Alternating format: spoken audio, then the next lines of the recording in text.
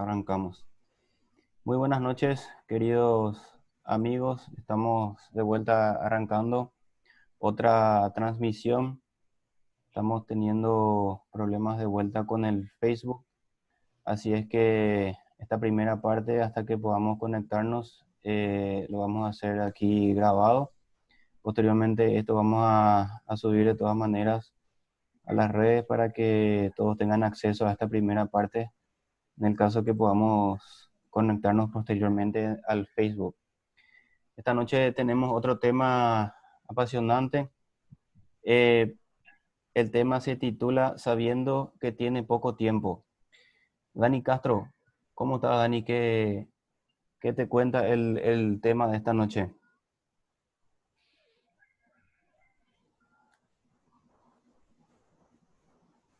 No se te escucha, Dani. No se te escucha, Dani. Perdón, ya estoy como los dibujitos animados. Buenas noches para todos. Es bueno estar con ustedes otra vez. Hoy vamos a hablar de poco tiempo que le resta. Alguien sabe que le queda poco tiempo y cuando uno sabe que nos queda poco tiempo, aceleramos las cosas, ¿no? Apresuramos muchas cosas. Hoy vamos a tener un tema emocionante a cargo del doctor Jaime, así que estamos atentos a ver. Excelente, Rodrigo. ¿Cómo estás? ¿Qué espina te da el tema de esta noche? Muy bien. Buenas noches para todos. Yo quiero proponer una multa para los panelistas que cenan y entran a la transmisión masticando la cena, che. Así que, no, es una broma. La verdad que es un tema muy interesante el que vamos a escuchar esta noche y seguramente el Espíritu Santo nos va a enseñar algo nuevo y sobre todo darnos cuenta del tiempo, del momento que estamos viviendo. Así que deseoso ya de escucharle al doctor Hein en esta noche. Así mismo es. Dani Torres, ¿cómo estás? Hola Abel, ¿qué tal? Buenas noches. Néstor, Rodrigo, Daniel, ¿cómo están? Es un gusto poder estar nuevamente con ustedes.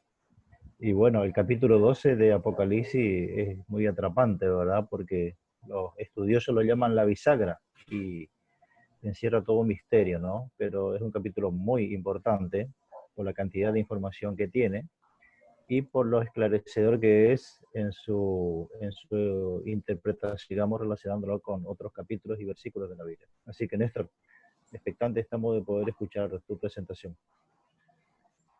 Así mismo, doctor Hein, ¿cómo está esta noche? Muy bien, deseoso de transmitirles y compartir estas preciosas verdades que se están poco a poco desilvanando, se están revelando. Sí, es un tema realmente muy bueno. Muy bien. Entonces, antes de abrir nuestro tema del día de hoy, quiero invitar a Dani Castro, si nos puedes guiar en una oración y después, posteriormente, doctor, el tiempo restante es tuyo. Gracias. Vamos a orar entonces. Bondadoso Dios, esta noche vamos a abrir tu palabra. Queremos que ella tenga ese poder que tiene tu voz, Señor, de transformar nuestro corazón, de amoldar nuestra mente a la tuya. Prepara, Señor, nuestra mejor atención para poder recibir el mensaje que es traído a través del doctor Néstor. Úngelo, llénalo de sabiduría de tu Espíritu Santo y que sus palabras sean claras, Señor, como la voz que siempre tú emites a nuestro corazón. Lo pedimos en el nombre de Jesús. Amén. Bueno.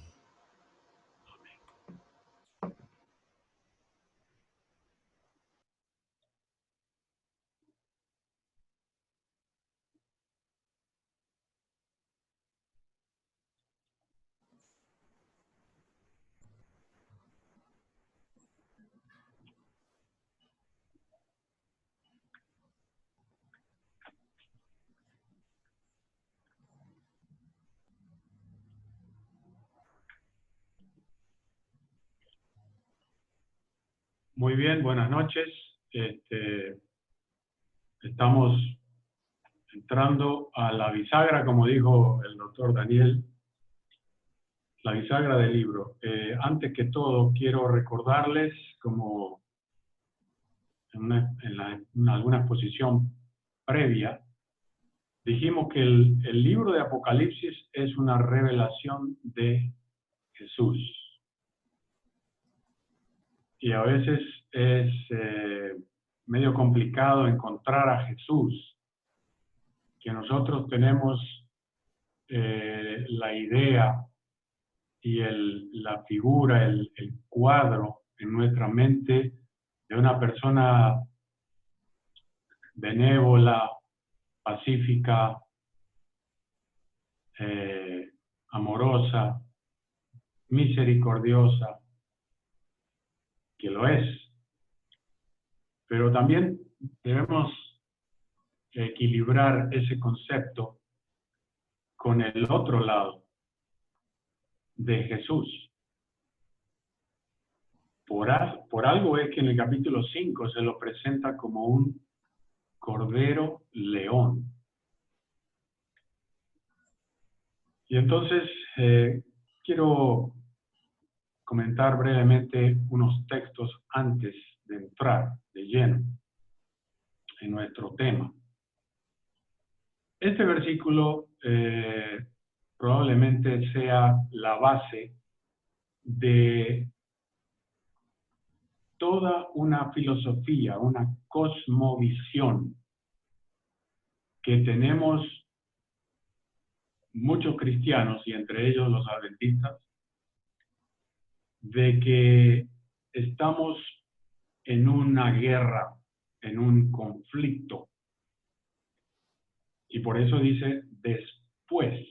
Ahora este después hay que entenderlo.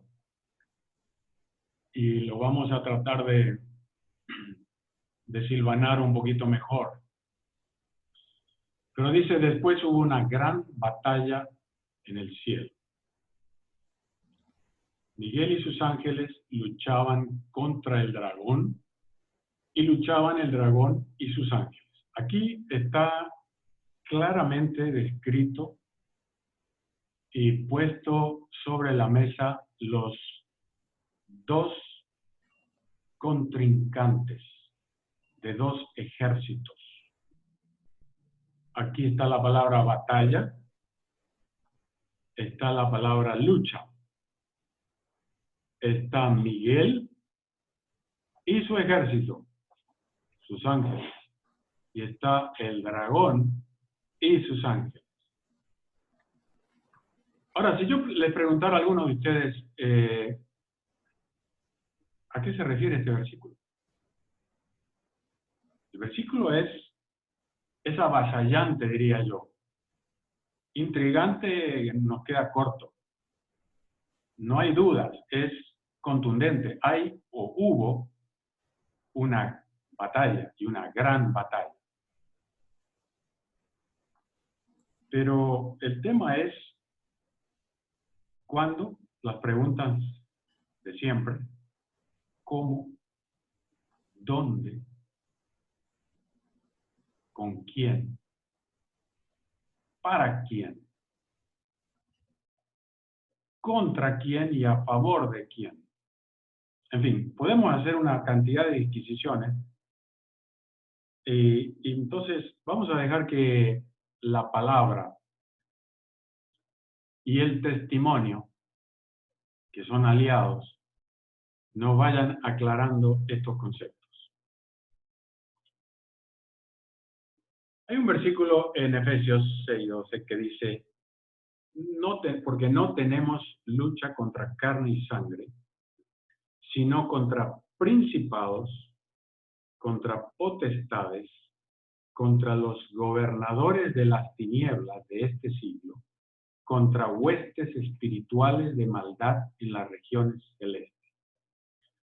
Aquí el apóstol Pablo nos confirma este concepto de Juan en el Apocalipsis, que los cristianos estamos en una lucha, en una batalla, en una guerra, en un conflicto. Pero no es una batalla física, literal, militar, con balas, granadas, misiles, bombas. Es una batalla espiritual, dice, contra huestes espirituales, de maldad en las regiones celestes. Y aquí hay otro versículo también clásico. Apóstol Pedro dice, sed sobrios y velad, porque, aquí viene el porque, vuestro adversario, el diablo. La palabra adversario nos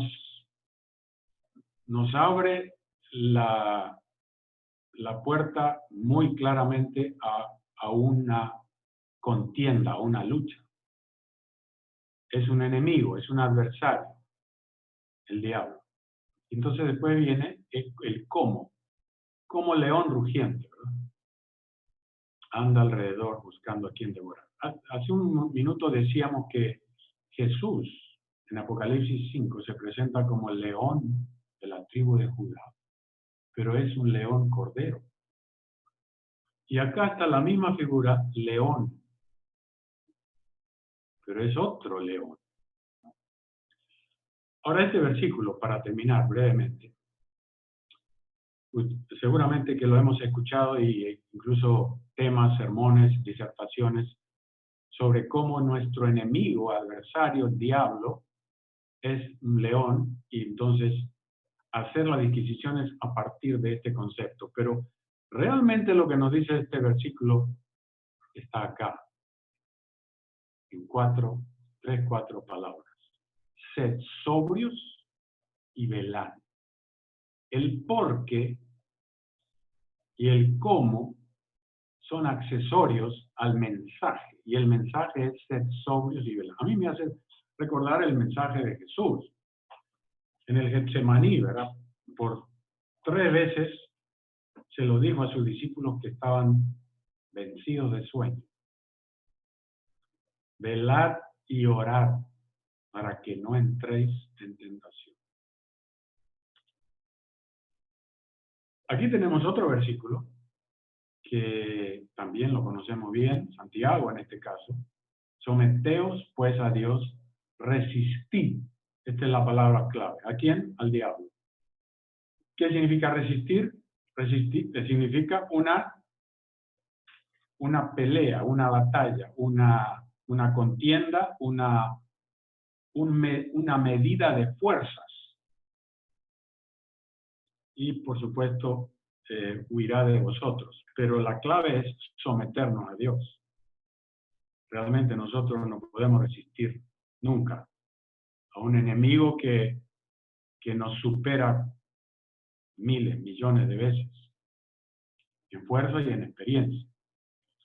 Acá hay otro versículo que también es muy conocido, de Juan, y el contexto, si ustedes después abran en Juan 8, van a ver que es uno de los enfrentamientos, de los encuentros directos entre Juan 6, 7, 8 y 9 y 10. Son los encuentros directos entre Jesús y sus opositores, fariseos, saduceos, escribas, doctores de la ley, etc. Y entonces ellos le decían a Jesús que ellos eran descendientes de Abraham y llegaron incluso a veladamente abusar, insultar y acusar y a burlarse de que, dice nosotros, en otra parte del mismo capítulo, dice, nosotros no somos nacidos de fornicación, haciendo alusión a la inmaculada concepción de Jesús. Y Jesús, en este capítulo hay mucho, ¿verdad? Entre otras cosas le dice, ustedes van a conocer la verdad. Y esa verdad los va a libertar, los va a hacer libres Y después explica, el que es vencido de alguno, ¿verdad?, es esclavo del que lo venció. Y bueno, este versículo nomás para condensar un poco las ideas de este capítulo, que es muy rico. Dice, vosotros sois de vuestro padre el diablo. O sea que les dice directamente, ¿cómo que se dice en guaraní? Creo que se dice añamembu. Es una expresión que, si yo según entiendo, significa hijo del diablo. Y esto es exactamente lo que Jesús les dice a los judíos que lo estaban atacando, pero básicamente no querían creer en él. Y entonces aquí hay otra conexión con el capítulo 16 de Juan, donde Jesús les dice, a ustedes les conviene que yo me vaya, yo soy el primer consolador, pero les voy a mandar el otro, el consolador, el segundo. Y él, cuando venga, dice, va a convencer al mundo de pecado, de justicia y de juicio. Ustedes conocen el versículo, Juan 16, 8 en adelante. De pecado, ¿cuál era el pecado? ¿Cuál es el pecado fundamental? Dice, por cuanto no creen en mí. Y yo quiero preguntarle a mis queridos amigos y hermanos esta noche, y a mí mismo, ¿será que creemos realmente en Jesús? Bueno, dice, Jesús le dijo, vosotros sois de vuestro padre el diablo y los deseos de vuestro padre queréis hacer. Él ha sido homicida, una palabra muy dura, desde el principio y no ha permanecido en la verdad. Realmente se podría hacer casi un tema de cada una de estas frases, porque no hay verdad en él, no hay verdad. Entonces, si no hay verdad, ¿qué hay? Cuando habla mentira, de suyo habla porque es mentiroso y padre de mentira. En otras palabras, Jesús aquí les dice, ustedes son descendientes de Abraham, pero no son hijos de Abraham. Porque si ustedes fueran hijos de Abraham, harían las obras de Abraham. Y al final de ese capítulo le dice, Abraham vio mi día y se gozó. Y es una de las veces que Jesús, no tan veladamente, se proclama el yo soy, ¿verdad? Bueno, entremos entonces un poco al tema que nos reúne esta noche, que son las 7 batallas de Apocalipsis 12.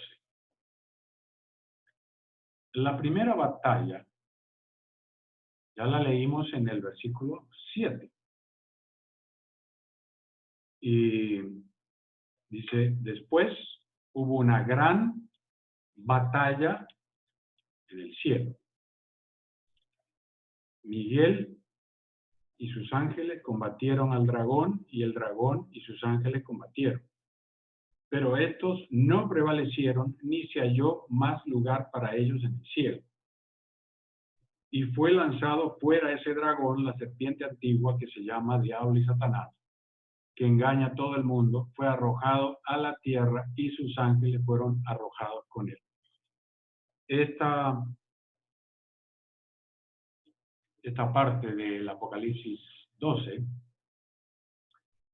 nos pinta con colorido, yo diría con voces, ya es más que una figura, un cuadro, es una visión audiovisual y yo diría tridimensional, porque si nosotros nos ponemos a meditar un poquito en cada una de las frases de estos 3 versículos, nos damos cuenta que realmente estamos inmersos en un problema muy grande.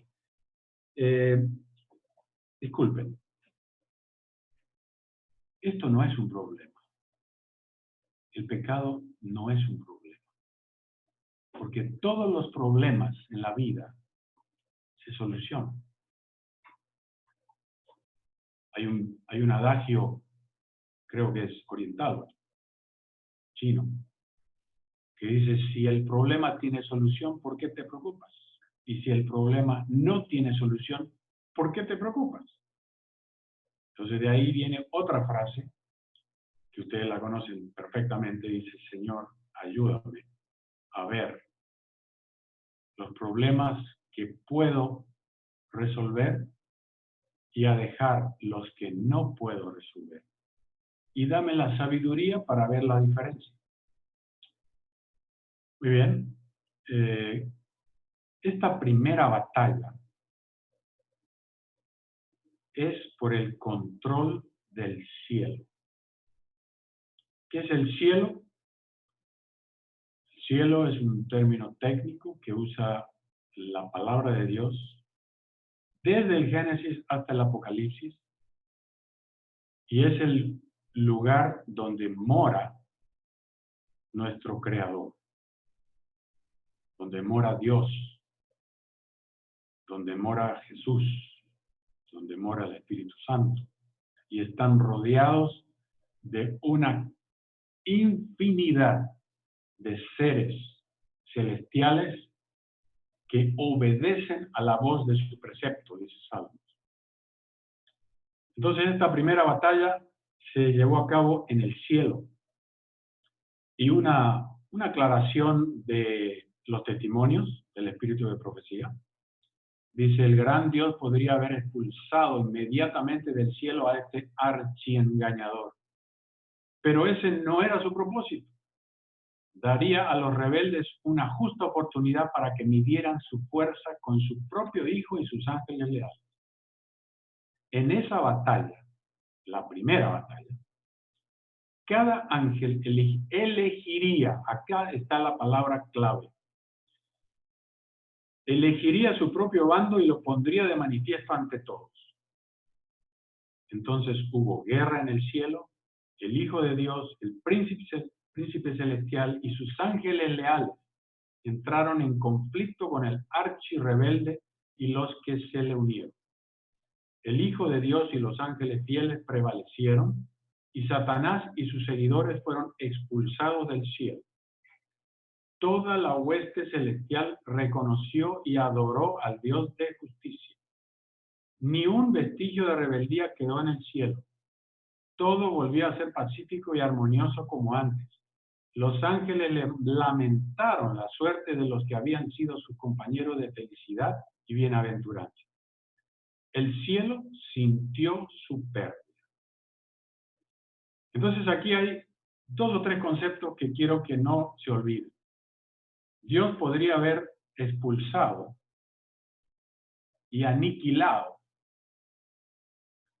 directamente al rebelde y a sus secuaces, pero no lo hizo. ¿Por qué? ¿Por qué no lo hizo? Bueno, a nosotros se nos ha enseñado y por amor, pero esa respuesta es bastante pueril, bastante simplista. Es cierto, en el fondo fue por amor. Pero si Dios hubiera eliminado, erradicado al rebelde de cuajo en aquel momento,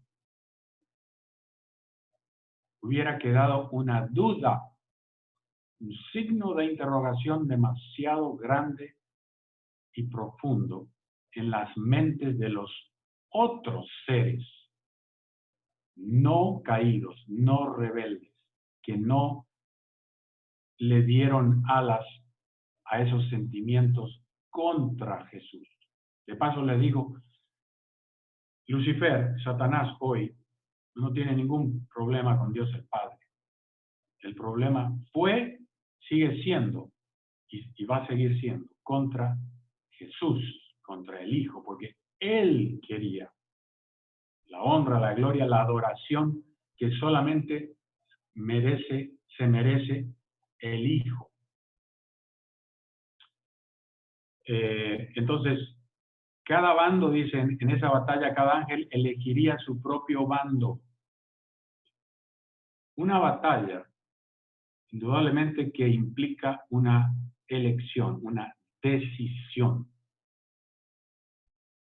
y vayan pensando que este es el concepto que permea a lo largo de todo este mensaje.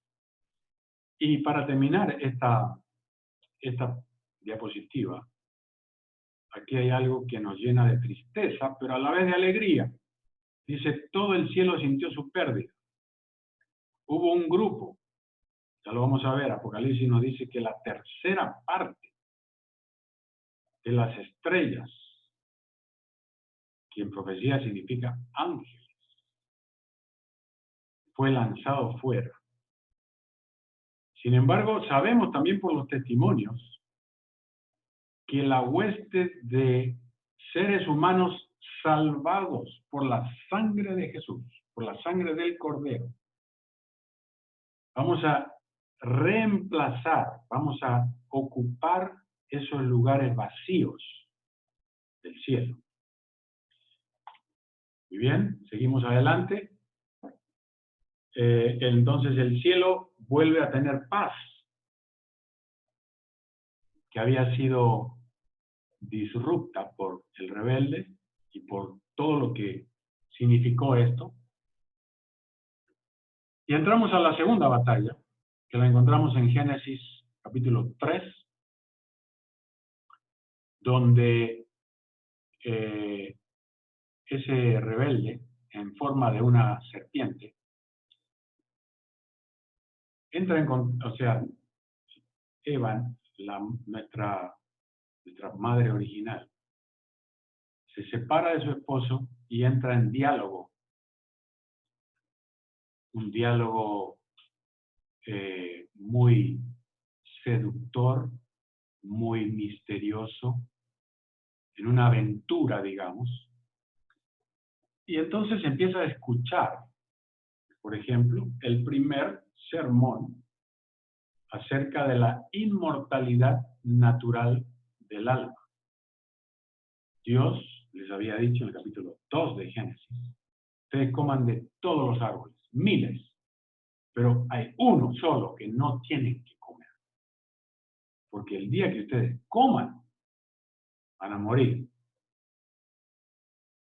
Hay mucho más en estas frases, pero no es el tema de hoy. En cambio, la serpiente le dijo a la mujer, capítulo 3, versículo 4, no moriréis. Dios había dicho, el día que comas vas a morir. La serpiente le dice, no moriréis. Pero sabe Dios que el día que ustedes coman de eso, se le van a abrir los ojos. Y el resto del sermoncito. Que la mujer absorbe, bebe, incorpora, cree y comparte con su esposo. Y ustedes ya saben las consecuencias funestas que estamos viviendo y sufriendo todos los habitantes de este planeta después de 6.000 años de este evento. Hay una aclaración interesante en los testimonios que dice, cuando Satanás supo que existiría enemistad entre él y la mujer, entre su simiente y la simiente de ella. Esto está haciendo alusión a Génesis 3:15, ¿verdad? Que es el protoevangelio.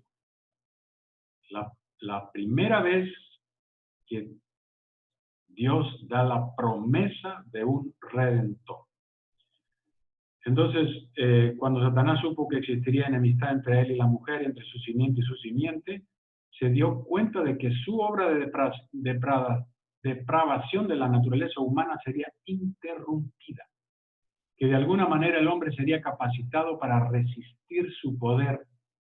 Sin embargo, cuando el plan de redención se dio a conocer, Satanás se regocijó con sus ángeles al pensar que por haber causado la caída del hombre, podía ahora hacer descender al Hijo de Dios de su elevada posición.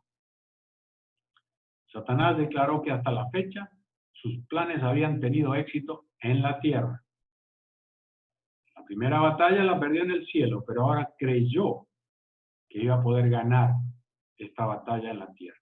Y que cuando Cristo tomase la naturaleza humana, él también podría ser vencido y así se evitaría la redención de la raza caída. Craso error. Bueno, vamos a repasar Génesis 3:15 brevemente, los 4 elementos. Dice, Dios le dice a la serpiente, enemistad pondré entre ti y la mujer, entre tu simiente y su simiente. Esta, la mujer, te va a herir en la cabeza y tú le vas a herir en el tobillo, en el calcañar. Aquí hay 4 elementos que son los mismos elementos que se repiten en Apocalipsis 12:17, que es el último versículo del capítulo que nos incumbe esta noche. Hay un enemigo, hay un remanente, hay una guerra o una enemistad, y hay una iglesia o una mujer que le va a hacer la guerra al enemigo. Muy bien, pasamos a la tercera batalla. Haciendo un breve repaso, la primera batalla fue en el cielo, la segunda batalla fue el Jardín del Edén, en la tierra. Esta tercera batalla también es en la tierra. Y ya no es ni por el control del cielo, ni por el control de la tierra. Cuando decimos tierra, hablamos de la gente de la tierra, de las personas que habitan la tierra. Y si las personas están en batalla, por supuesto que tienen que estar vivas. Pero después que Adán y Eva cayeron de su estado de perfección y santidad, vino la muerte. No vino directamente, sino que vino progresivamente. La naturaleza, nuestro medio ambiente también sintió los efectos de la caída y empezaron las flores a marchitarse, las hojas a caerse y a morir. En medicina hay un término que se llama apoptosis. Significa muerte celular programada. Ustedes encuéntrenle la conexión después con esto que estamos hablando y especialmente esta tercera batalla. En Romanos 5:14 se nos dice, por eso la muerte reinó desde Adán hasta Moisés. Interesante. El apóstol Pablo está haciendo disquisiciones sobre el perdón, sobre la vida, sobre la justificación. Está hablando de teología. Teología a veces se va a la filosofía y a veces se vuelve muy práctico. Pero en este versículo nos dice que la muerte reinó desde Adán hasta Moisés. Interesante ese término, intrigante. Y Judas 9 nos dice, en cambio, ni aun el arcángel Miguel, cuando contendía con el diablo por el cuerpo de Moisés, se atrevió a pronunciar un juicio de maldición contra él, sino que solo le dijo, el Señor te reprenda. Aquí hay mucha información, mucha luz.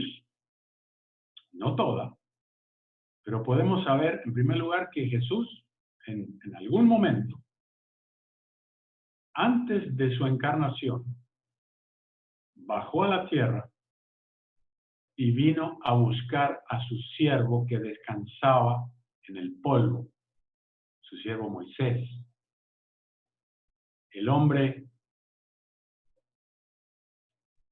belicoso, agresivo, como pocos, pero que llegó a ser el más manso de los hombres, por el poder transformador del Espíritu Santo. Y lo vino a buscar. Y cuando vino, Satanás le dice, ¿cómo vas a venir a buscar si este es mío? Este pecó. Le dijiste que hable a la roca. Y él le pegó 2 veces. Y a veces nos parece extraño que Dios, por un detalle, por una minúscula diferencia a sus órdenes,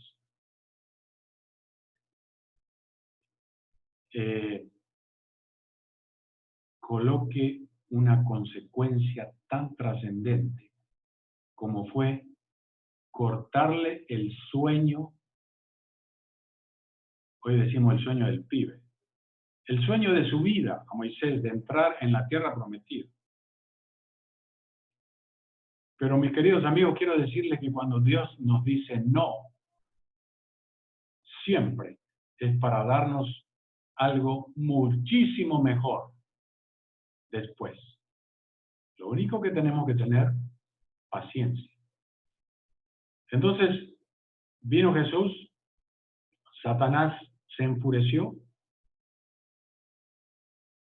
porque él consideraba que aquella maldición que Dios le había dado a Adán en el Edén, diciéndole, polvo eres y al polvo serás tornado.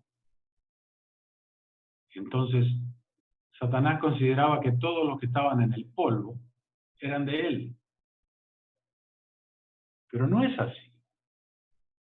Entonces Jesús vino, resucitó a Moisés y se lo llevó al cielo. Y la evidencia la tenemos en los evangelios sinópticos. Cuando en el monte de la transfiguración, una noche maravillosa, Jesús estuvo acompañado de 2 seres humanos, pero glorificados. Dice que sus vestiduras estaban blancas y resplandecientes, que ningún lavador los puede hacer tan blancas. Eran Moisés y Elías. Elías como representante de aquellos que van a ser trasladados al cielo sin ver la muerte. Y Moisés como símbolo de los seres humanos rescatados, salvos por la sangre y los méritos de Jesús, que van a resucitar y vivir para siempre con el Señor. Una pequeña cita de los testimonios. Dice, en este episodio, en la resurrección de Moisés, en este episodio Cristo ejerció por primera vez su poder a fin de quebrantar el poder de Satanás y dar vida a los muertos. ¿Se acuerdan? Jesús, frente a la tumba de Lázaro con Marta, le dice, el que cree en mí, yo soy la resurrección y la vida, el que cree en mí, aunque esté muerto, vivirá. Aquí comenzó su obra de vivificar lo que había muerto. De este modo testificó que era la resurrección y la vida, que tenía poder para rescatar a quienes Satanás había hecho cautivos, por lo que aunque murieran, volverían a vivir. Una pregunta se había levantado. Si el hombre muriere, ¿volverá a vivir? Ese es el patriarca Job. Y esa pregunta ahora tenía respuesta. Este acto fue una gran victoria sobre los poderes de las tinieblas. La manifestación de poder era un testimonio incontrovertible de la supremacía del Hijo de Dios. Satanás no esperaba que un ser que había muerto volviese a vivir. Creía que la frase polvo eres y al polvo volverás le concedía la posesión indiscutible de los cuerpos de quienes habían fallecido. Ahora comprendía que era despojado de su presa que los seres mortales podían volver a vivir después de la muerte. Muy bien, entramos ahora a la cuarta batalla. Esta batalla es la más importante de todas, porque a través de lo que ocurrió, del evento y de las consecuencias, de los resultados de esta batalla en la cruz, que finalizó, se consumó en la cruz, las batallas previas, la segunda y la tercera, y las últimas batallas, quinta, sexta y séptima, pudieron y van a poder tener lugar. Porque si esta batalla no hubiera sido librada y ganada, por ejemplo, Elías y Enoc, que nos dice la palabra que fueron trasladados al cielo sin ver la muerte, e incluso Moisés, que mencionamos recién, trasladado al cielo después de morir, hubieran tenido que volver a su estado si esta batalla, la cuarta, no hubiera sido ganada. De tal magnitud y trascendencia es esta batalla. Ahora leamos brevemente Hebreos 2:14, dice: así que por cuanto los hijos participan de carne y sangre, él también, él es Jesús, también participó de lo mismo para destruir por su muerte al que tenía el dominio de la muerte, a saber, al diablo. Y Colosenses 2:15, y en otro texto interesante, dice, y despojó los principados y potestades, los exhibió en público y triunfó sobre ellos en la cruz. Principados y potestades, la misma expresión que usa en Efesios 6, donde nos dice que no tenemos guerra contra carne y sangre, sino contra principados y potestades. Ahora bien, vamos a un pasaje interesante que a mí me da mucha seguridad. Juan 12, 31. En Juan 12 es la última ocasión en que el Padre, antes de la cruz, dice públicamente que Jesús es su Hijo. La primera vez fue en el bautismo. Este es mi Hijo amado, el cual tengo contentamiento. A él oí. ¿Se acuerdan? La segunda vez fue en el monte de la transfiguración, con Moisés y Elías. Este es mi Hijo amado, en el cual tengo contentamiento. Entonces Pedro, como siempre, su impulso no lo podía controlar. Dice: Señor, vamos a hacer acá tres cabañitas, 3 chocitas, una para ti, para Elías, para Moisés. Ustedes se acuerdan de este incidente. Y esta es la tercera vez donde se nos dice que el versículo 28 de Juan 12 dice: Padre, glorifica tu nombre. Le dice Jesús a su Padre, una oración. Entonces vino una voz del cielo que dijo: lo he glorificado y lo glorificaré otra vez. Y la gente que estaba allí oyó, pero no entendió, y decía que había sido un trueno, y otros decían: un ángel le habló. O sea que la gente escuchó, algo está pasando acá, pero no entendió. Y Jesús les respondió, el versículo 30. Esta voz no vino para mi beneficio, sino para el vuestro. Y aquí viene el versículo. Ahora es el juicio de este mundo. El juicio, estamos hablando de juicio. Ahora el príncipe de este mundo será echado fuera. Es una de las 3 veces que Jesús usa este término, príncipe de este mundo, en el Evangelio de Juan. Hay otro versículo que está en Lucas 10, 18, que dice, Jesús le dijo a sus discípulos, habían venido súper felices después de su primera gira misionera, y dice, hasta los espíritus inmundos se nos sujetan en tu nombre. Y Jesús los mira con esa tolerancia, con esa comprensión que siempre tuvo y tiene para nosotros, sus hijos arrebatados, impulsivos, apresurados, equivocados. Y le dice, yo veía a Satanás que caía del cielo como un rayo. Satanás caía del cielo y esto Jesús lo vio.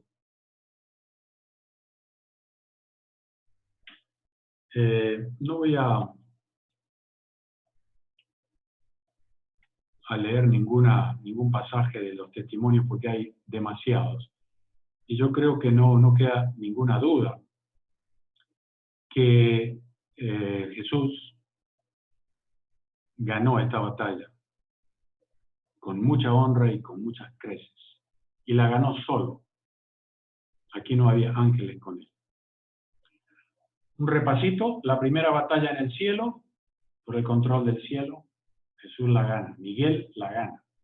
La segunda batalla en la tierra, el jardín del Edén, por el control de la tierra, de la gente, de los hombres, mujeres de la tierra. Jesús la gana, pero la gana con un pagaré, porque Él se interpone, diciendo la promesa del Evangelio. Voy a poner enemistad, y en esta guerra, el descendiente de la mujer te va a pisar la cabeza, pagaré. Y en la tercera batalla, también en la tierra, resucitando el cuerpo de Moisés, también la gana Jesús con el pagaré de que iba a ejercer su poder sobre las personas que lo aceptaran a él y aunque estuvieran muertas, iban a resucitar. Vamos a ver brevemente las etapas que la Biblia nos muestra, tanto en el libro de Daniel, en el libro de Hebreos y en el libro de Apocalipsis, básicamente, del juicio de Dios. La primera etapa es de investigación, desde 1844 hasta su segunda venida, y consta de dos fases. La investigación de los muertos en Cristo y la investigación de los que viven en Cristo y vencen por la sangre del Cordero y el testimonio de sus propias vidas.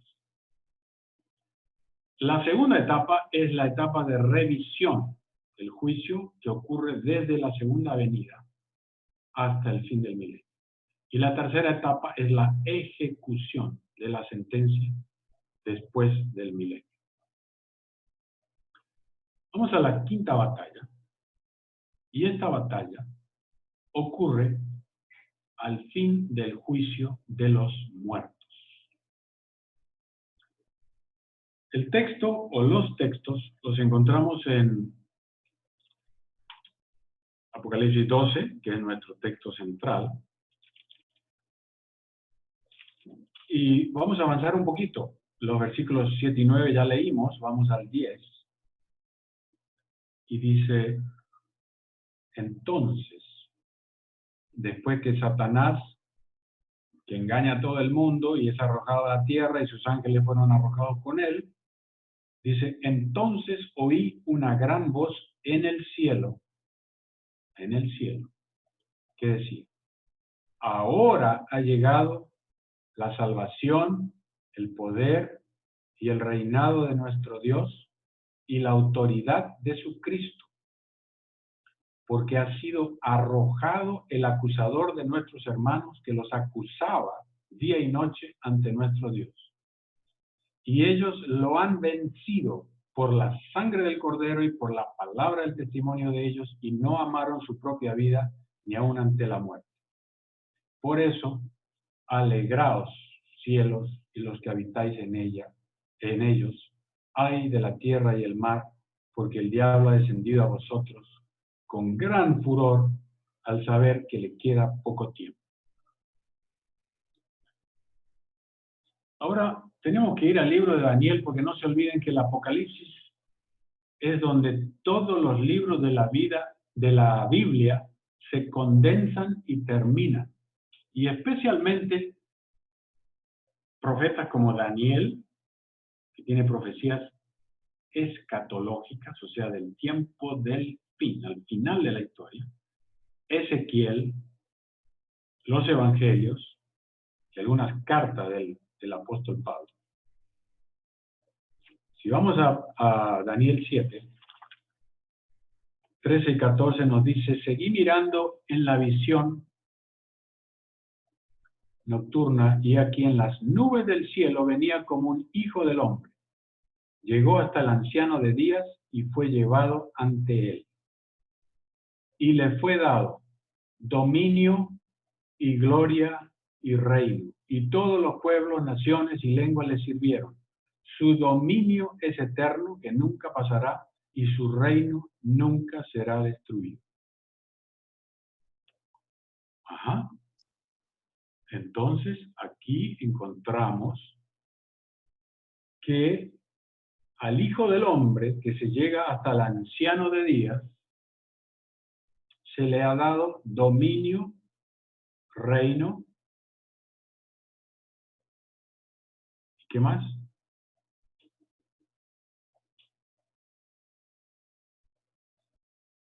Y le fue dado dominio, reino, y su reino es eterno.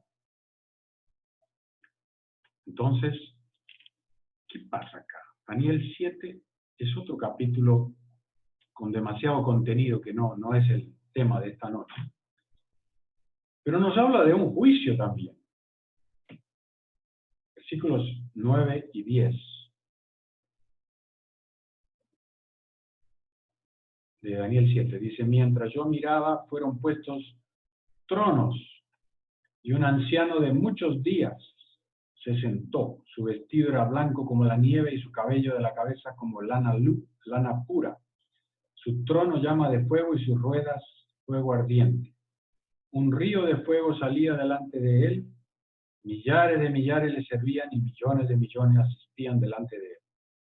El tribunal se sentó en juicio, y los libros fueron abiertos. Cada vez de las 3 o 4 veces que aparece el anciano de grande edad en este capítulo, la relación es directa al juicio de Dios. Aquí hay una cita de los testimonios, conflicto de los siglos. Dice: mientras Jesús intercede por los súbditos de su gracia, Satanás los acusa ante Dios como transgresores. El gran seductor procuró arrastrarlos al escepticismo, hacerles perder la confianza en Dios, separarse de su amor y transgredir su ley. Ahora él señala la historia de sus vidas, los defectos de carácter, la falta de semejanza con Cristo, lo que deshonró a su Redentor, todos los pecados que les indujo a cometer, y a causa de estos los reclama como sus súbditos. A mí me hace pensar, cuando leo esto, de que Satanás está presente en este juicio. ¿No les parece? Bueno, es un tema de estudios.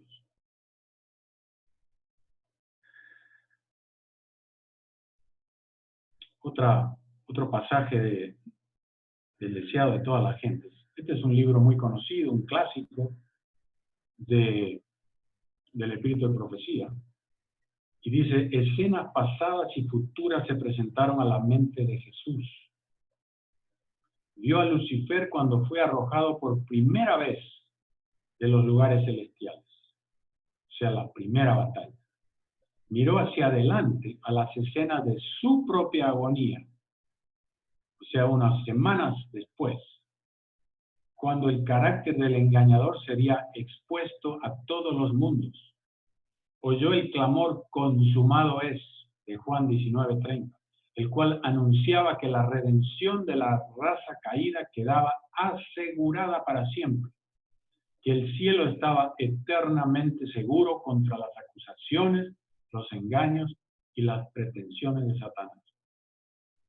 En otras palabras, este texto nos dice que esa batalla que empezó allá en el cielo se continuó a través del tiempo.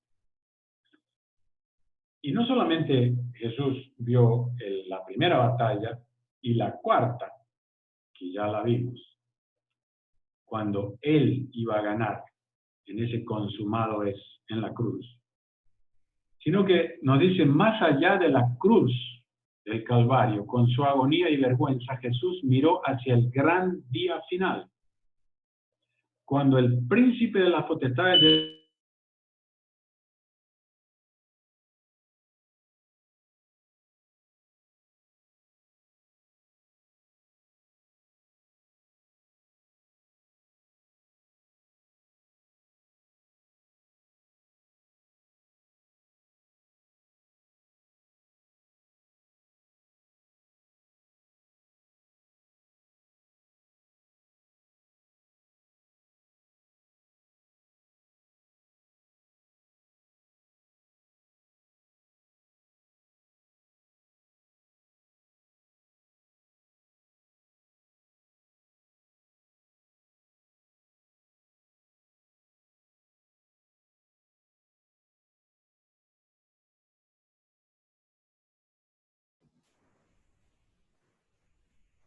Bueno, amigos, aparentemente tenemos inconveniente con la señal de nuestro amigo del doctor Hein. Vamos a guardar unos minutitos a ver si logra reincorporarse a la transmisión.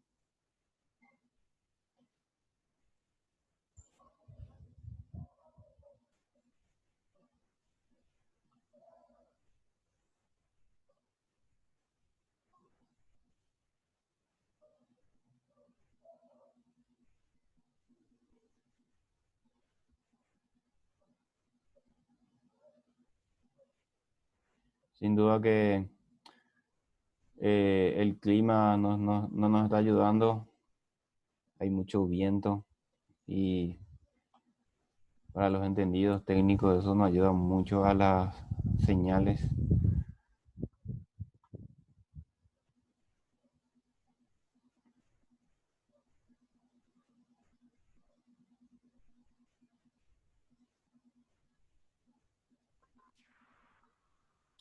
Abel, tal vez podemos aprovechar mientras regrese el doctor Hein, tal vez alguien podemos intentar aprovechar este tiempo brevemente.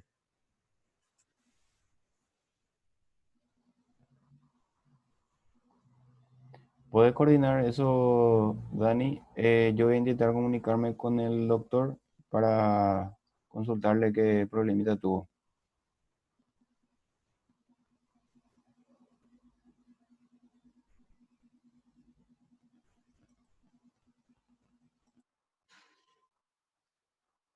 Ok, entonces está abierta la posibilidad de que alguien pueda escribir o activa su micrófono y pueda hacer alguna consulta, alguna acotación, alguna duda que tal vez les gustaría compartir o aportar a las ideas que se están presentando. Puede ser del tema de hoy y de temas anteriores.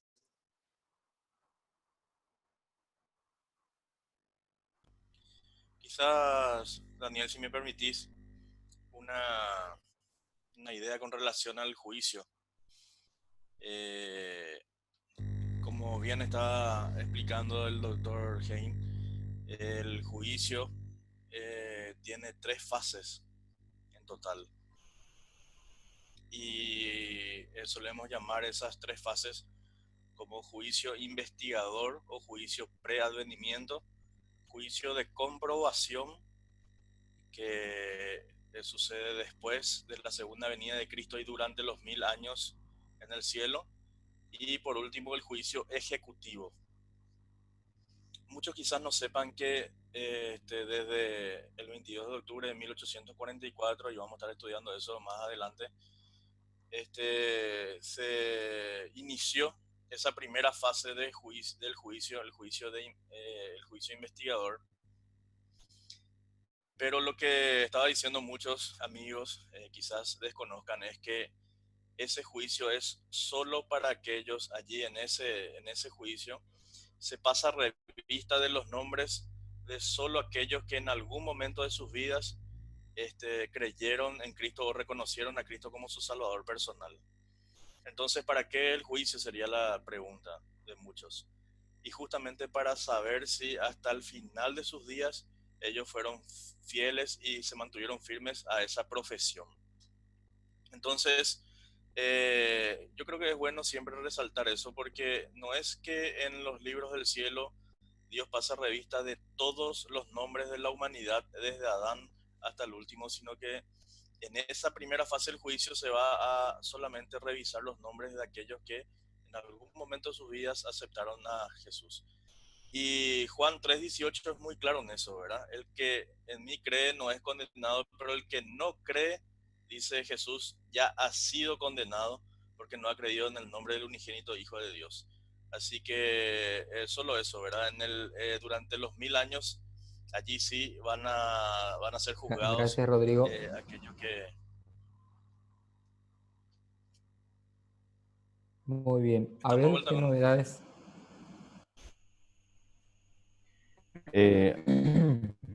Hablé con el doctor Hein, estuvo un pico de tensión, problemas de internet. Un momentito, justamente me está llamando ahora. Vamos a seguir aguardando unos minutitos más a ver si seguimos con el programa del día de hoy. Una cosa que me gustaría aclarar para los que están participando esta noche. Cuando se habla del juicio, a veces un poco temeroso y tal vez por algunas incomprensiones bíblicas, muy pocas veces ustedes van a escuchar un tema que hable acerca de un juicio. Y tal vez es una palabra casi escasamente usada en las iglesias cristianas. Pero hay buenas noticias en relación a este juicio que se está realizando en este momento y hasta un poco antes de la venida de Cristo. Y es que cuando yo era niño, observaba muchas pinturas sobre el juicio y una persona junto a un ángel y al frente estaba Dios y al lado una platea de ángeles observando todo y alguien apuntando con su dedo. Entonces, esa imagen de juicio, por ejemplo, como que crea un cierto temor, un poco de miedo, un poco de... como que no queremos que llegue la hora del juicio, ¿verdad?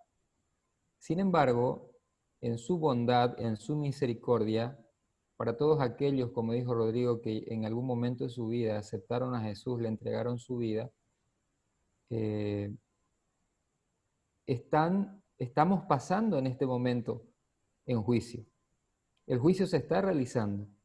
Quiere decir esto, que no llegará el momento en el que usted tendrá que avergonzarse porque un público escuche los pecados por los que usted se arrepintió.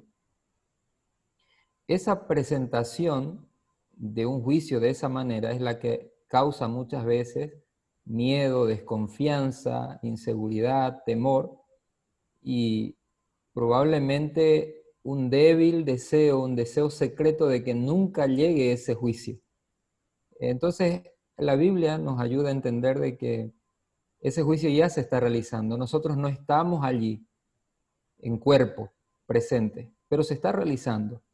Y nuestros pecados confesados, aquellos que con sinceridad, después de un arrepentimiento sincero, los presentamos a Dios en oración, en el secreto de nuestra habitación, a solas con Dios, están siendo perdonados, están siendo limpiados, y no tenemos que tener miedo a que cuando Jesús venga de repente delante de toda la humanidad nuestros amigos, nuestros familiares, después de que ya nos hayamos arrepentido, tengamos que volver a pasar nuevamente por un juicio público donde se exhiben nuestras acciones pecaminosas, ¿sí?, por las cuales ya nos hemos arrepentido. Esa no es una enseñanza bíblica, porque cuando Cristo viene, Él viene sabiendo ya quiénes han sido declarados dignos de habitar la eternidad junto a Él. Entonces no hay de qué temer. Este juicio antes del advenimiento de Cristo es una bendición, es un acto más de misericordia de Dios por nosotros.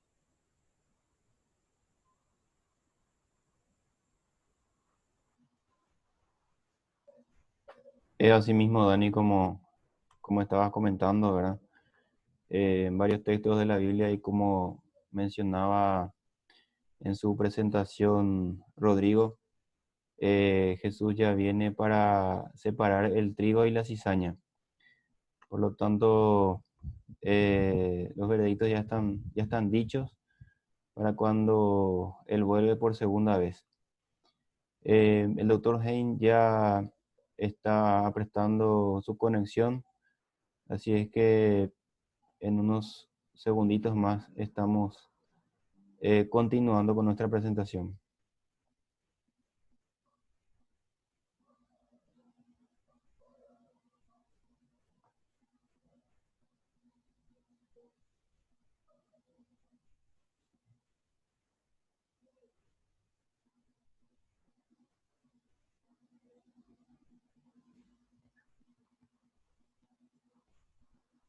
Sigue abierta entonces la posibilidad de algún comentario o alguna pregunta de los participantes.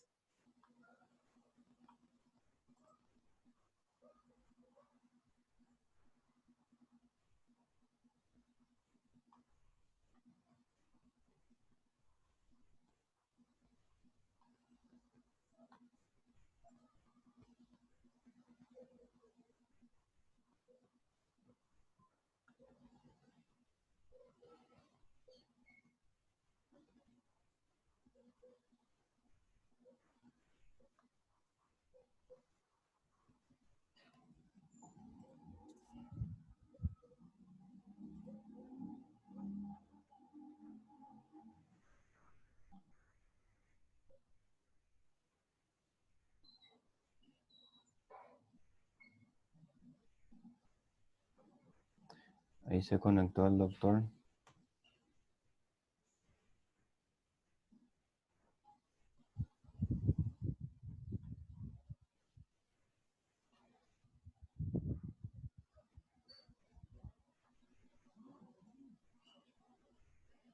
Bienvenido de vuelta, doctor. Gracias. Parece que he tenido un problema.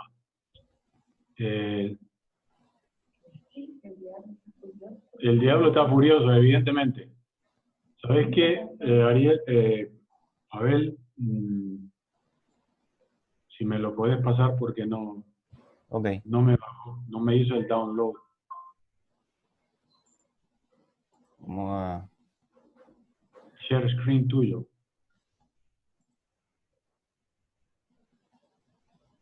unos segunditos.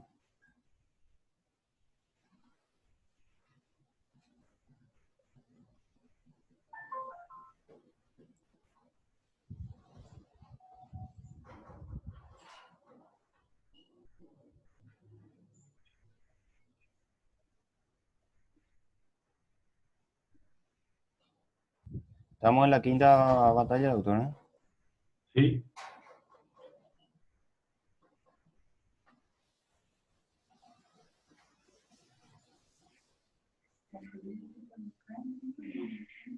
No, no me hizo el download. Ahí está, doctor. Puede continuar.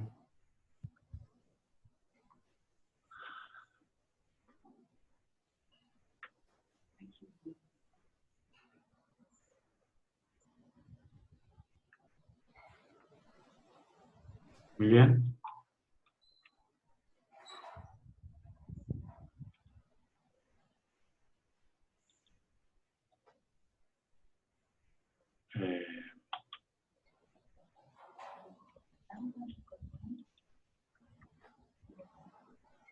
No la puedo manejar de acá. No, yo le manejo, autor. Bueno, podemos pasar a la próxima, por favor.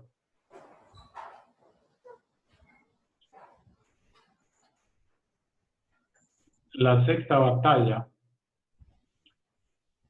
se trata del fin del juicio de los vivos. Próximo. Y aquí hay unos cuantos textos que no vamos a leer todos, pero yo voy a hacer un muy breve repaso al final.